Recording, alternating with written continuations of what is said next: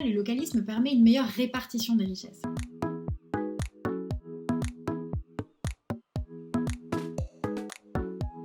Je pense que pour le comprendre, il faut revenir aux Gilets jaunes. Au moment où la révolte a éclaté, on a parlé d'une révolte de la France périphérique. C'est une expression que l'on doit au géographe Christophe Guilluy. Et pour Guilluy, la périphérie est devenue marginale, en fait, à mesure que les grandes métropoles ont aspiré l'ensemble des emplois productifs, ce qui a appauvri de fait le tissu économique des territoires marginalisés.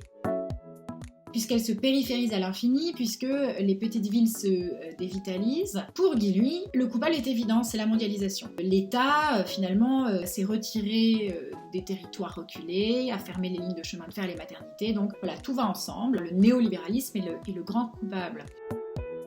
Christophe Guilluy a vraiment mis le doigt sur quelque chose qui se passait et qui se passe en France, mais j'ai l'impression que l'analyse fait complètement abstraction d'autres facteurs de périphérisation, dont l'un est politique, c'est-à-dire la centralisation. Parce qu'il est tout à fait possible que l'État ait suscité indirectement, paradoxalement même, ce vide, parce qu'il était trop présent.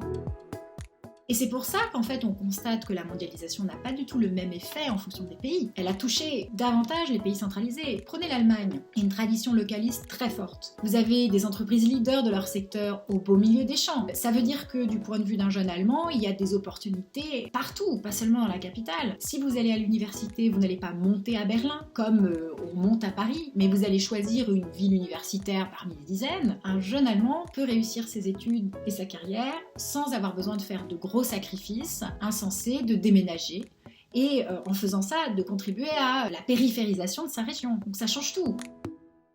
En fait, en Allemagne, vous n'avez jamais cette impression qui est de vivre à la marge. En fait, en Allemagne, la marge, elle est partout et nulle part. Et je suis assez frappée que les personnes comme Christophe Guilluy négligent en fait l'effet néfaste de la centralisation politique. Et le paradoxe, de même que ces gens appellent à davantage d'État central par un dirigisme économique, plus d'intervention. Et en fait, en faisant ça, eh bien, le remède accroît le mal. On peut avoir l'impression d'une amélioration ponctuelle après l'intervention de l'État central, mais ça n'est absolument pas durable.